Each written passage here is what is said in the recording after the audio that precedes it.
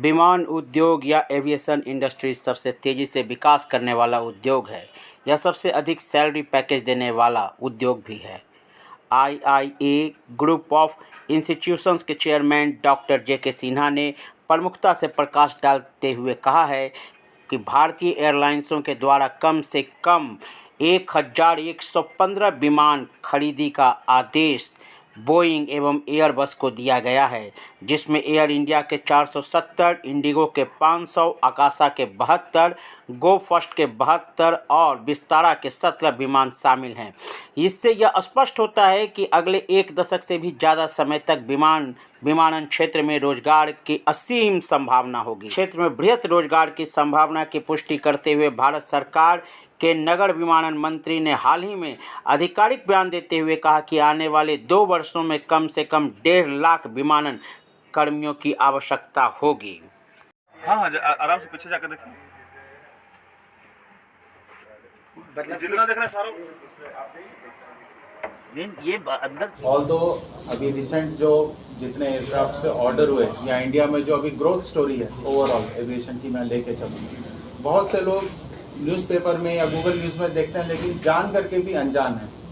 वो जस्ट एक सिरे की तरह आती है और फिर निकल जाती है, तो वो लोग जान नहीं पाते हैं कि क्या हुआ, उनके लिए फ्यूचर में इसमें कितना कुछ रखा हुआ है। ये चीज़ के बारे में लोगों को जानकारी नहीं मिली है अभी तक।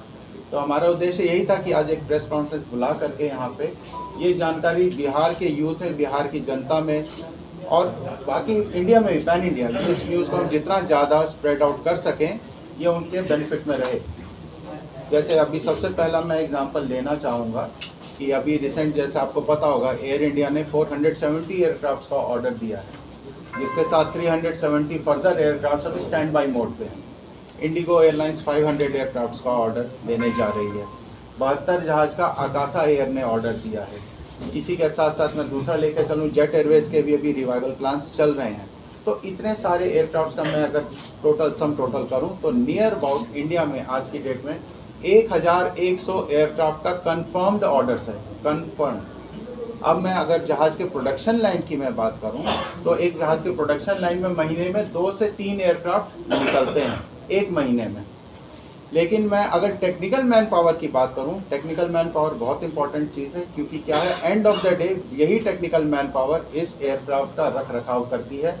वो पायलट के रूप में भी होती है, इंजीनियर के रूप में भी होती है। लेकिन इंजीनियर का जो मेन कंट्रीब्यूशन है वो ज़्यादा स्कोप बढ़ जाता है। वो इसलिए बढ़ जाता है क्योंकि ये जब तक एक इंजीनियर एक एयरक्राफ्ट को सर्टिफाई नहीं करता उस फिटनेस के लिए, पायलट तो उस जहाज़ को उड़ा ही नहीं सकता है। तो अगर आप 500 पायलट भी खड़ा कर दें और 0 इंजीनियर खड़ा करें उसके सामने, एक भी इंजीनियर नहीं है, तो एयरक्राफ्ट तो फ्लाई नहीं करेगा। तो इंजीनियर का जो रोल है वो सबसे इम्पॉर्टेंट हो जाता है बाई एनी मीन्स।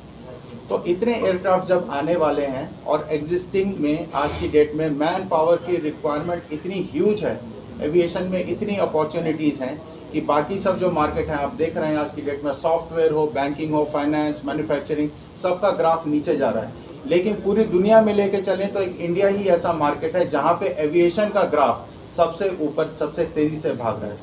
इसका सबसे अच्छा एग्जाम्पल मैं अगर यहीं पे लेना चाहूँ, पटना शहर में ही मैं बैठे हुए पटना एयरपोर्ट की मैं बात करूँगा, ज़्यादा दूर मैं अभी दिल्ली मुंबई नहीं जाऊँगा। पटना एयरपोर्ट पे देखिए आज से 10 साल 15 साल पहले कितने जहाज आते थे और आज के डेट में कितना जहाज आते हैं। साथ ही साथ पैसेंजर ट्रैफिक का भी आप देखेंगे, पैसेंजर ट्रैफिक पटना में 20 फोल्ड्स बढ़ गया, 20 फोल्ड्स।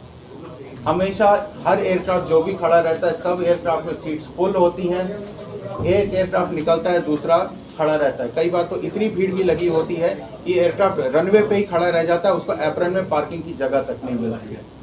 तो ये तो पटना शहर का हाल है। पैन इंडिया का मैं लेके चलूँ तो इंडिया के जो 2 सबसे बड़े महानगर हैं, नई दिल्ली और मुंबई, दोनों में, दिल्ली में आज की डेट में एयरक्राफ्ट नया एयरपोर्ट बनते हुए भी नया टर्मिनल जेवर एयरपोर्ट पे बनाने की नौबत आ गई।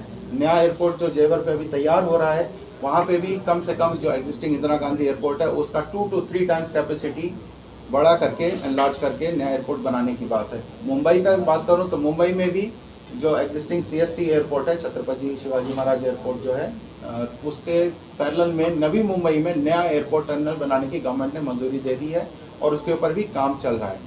तो आने वाले समय में जैसे मैंने 1100 एयरक्राफ्ट का बोला, तो ये तो एयरपोर्ट और एयरपोर्ट टर्मिनल्स की बात थी, अभी तक तो मैन पावर की बात हुई ही नहीं है।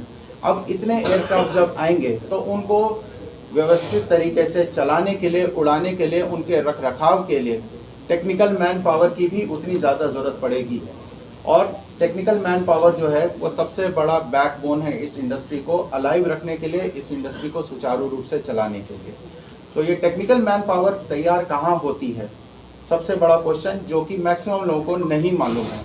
बिहार में वन एंड ओनली इंस्टीट्यूशन है हमारा भारत इंस्टीट्यूट ऑफ एरोनॉटिक्स, जो कि बिहार, झारखंड, असम, बंगाल, पूरे ईस्टर्न सेक्टर को पूरा कवर करता है। कवर करने से मेरा मतलब है कि इसके अलावा कोई दूसरी संस्थान है भी नहीं जो कि DGCA गवर्नमेंट ऑफ इंडिया से अप्रूव्ड हो और यहाँ पे एयरक्राफ्ट मेंटेनेंस इंजीनियरिंग की ट्रेनिंग दे रही हो। एयरक्राफ्ट मेंटेनेंस इंजीनियरिंग की ट्रेनिंग लेने के बाद में बच्चों को सबसे बड़ा एडवांटेज ये होता है कि वो लोग डायरेक्टली फील्ड में एम्प्लॉयबिलिटी स्किल के साथ में एब्जॉर्ब होने के लिए रेडी रहते हैं। आज की डेट में अब जैसे जैसे नए नए एयरक्राफ्ट और ये सब आते रहेंगे, 100% इंश्योर्ड रहेगा।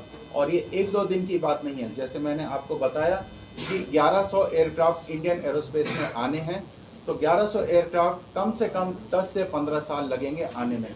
तो ये चीज़ मैं एकदम डंके की चोट पे कह सकता हूँ कि अगले 10 वर्षों तक for one complete decade employment opportunities insured रहेंगी। जहाँ तक पे स्केल की मैं बात करूँ, एयरक्राफ्ट मेंटेनेंस इंजीनियर का जो पे स्केल होता है वो किसी भी प्रोफेशन में इतना पे स्केल नहीं दिया जाता है। अगर मैं सरकारी आंकड़े पे भी मैं बात करूं तो एक एयरक्राफ्ट मेंटेनेंस इंजीनियर जो कि एयर इंडिया इंजीनियरिंग, मैं एयर इंडिया की नहीं बात करूंगा, air India engineering services limited जो कि गवर्नमेंट ऑफ इंडिया के अंडर में है, उसमें एक बोइंग और एयरबस का जो इंजीनियर होता है उसकी मिनिमम स्टार्टिंग सैलरी जो होती है 2 से 2.5 लाख रुपए पर मंथ स्टार्टिंग, ये सब ध्यान रखिएगा, स्टार्टिंग सैलरी 2 से 2.5 लाख रुपए पर मंथ होती है। और आने वाले समय में आगे जैसे हम बढ़ते जाते हैं तो उसकी सैलरी और आगे इंक्रीमेंट होता जाता है। इतना इंक्रीमेंट का है कि इसमें स्काई इज द लिमिट तक बोला जाता है। अब अगर मैं इंटरनेशनल लेवल पे बात करूं, सिंगापुर, दुबई या दूसरे मार्केट की, जहां जो कि एविएशन के हब बोले जाते हैं अपने आप में, जैसे दुबई में अपना एमिरेट्स है, इतिहाद एयरलाइंस है, गल्फ एयर, अरेबियन रीजन में, साउथ ईस्ट एशिया का मैं एग्जांपल लेता हूं तो मेजर एक्टिव एयरलाइंस है, सिंगापुर एयरलाइंस है, Thai Airways, Malaysian Airlines, Garuda. तो यहाँ पे जो पे स्केल ऑफर किया जाता है, अगर मैं दुबई का एग्जांपल लूँ, दुबई में एक इंजीनियर को, एयरक्राफ्ट मेंटेनेंस इंजीनियर की जो सैलरी होती है वो 35 से 40 हज़ार दिरहम, 35 से 40 हज़ार दिरहम होती है। एक दिरहम का 22 रुपए के हिसाब से मैं कन्वर्जन करूँ तो 7.5 से 8 लाख रुपए पर मंथ। 8 लाख रुपए पर मंथ कोई सॉफ्टवेयर इंडस्ट्री, कोई बैंकिंग इंस्टीट्यूशन, कोई ऑटोमेटिव या मैन्युफैक्चरिंग इंस्टीट्यूशन नहीं देता है। In fact as a matter of fact बोलूँ, IIT से भी पास आउट करने वाले जो ग्रेजुएट होते हैं, 8 लाख रुपए, उनकी भी सैलरी इतनी जल्दी इतने छोटे समय में नहीं पहुंच पाती है। तो ये जो अपॉर्चुनिटी है अपने आप में ये ग्रैब करने वाली है। तो हम लोग का मेन इंटेंशन यही था कि आप लोग को बुला करके ये इन्फॉर्मेशन आपके बीच में स्प्रेड करें कि ये ज़्यादा से ज़्यादा लोगों में, अभिभावक, पेरेंट्स में, गार्जियंस में, बच्चों में ये इन्फॉर्मेशन सर्कुलेट हो सके। आने वाले समय में जैसे कि अभी AME का हमारा स्कोप बढ़ता जा रहा है, तो कैंडिडेट्स को ज़रूरत है कि इस बारे में इंफॉर्मेशन गैदर करें, जानकारी लें और एविएशन फील्ड की ओर इंक्लिनेशन अपना डेवलप करें। मेन ये है कि यहाँ पे भी इंस्टीट्यूशन होते हुए बहुत से लोग हैं जो बिहार, पटना या बिहार के दूसरे ज़िलों से भी हैं, उनको एविएशन के बारे में जानकारी नहीं है। बिहार में भी कुछ समय पहले तक जहाँ सिर्फ पटना एयरपोर्ट था, आज की डेट में देखते देखते दरभंगा भी स्टार्ट हो गया, जो कि हमेशा फुल रहता है। जो लोग नॉर्थ बिहार को बिलोंग करते हैं वो लोग भी जानते होंगे कि दरभंगा एयरपोर्ट पे ट्रैफिक की क्या सिचुएशन है। हमेशा एयरक्राफ्ट फुल रहता है, एकदम भरा हुआ रहता है। इतना मार्केट डेवलप हो गया है और आने वाले समय में इतनी यहाँ पे जो ओवरऑल बढ़ने वाली है, अपॉर्चुनिटीज जो बढ़ने वाली है वो असीमित है। तो मैं यही कहूँगा कि आने वाले यूथ के लिए कि बहुत अच्छा अपॉर्चुनिटी है और इस फील्ड की तरफ अपना इंक्लिनेशन डेवलप करेंगे तो उनके फेवर में बहुत अच्छा रहेगा।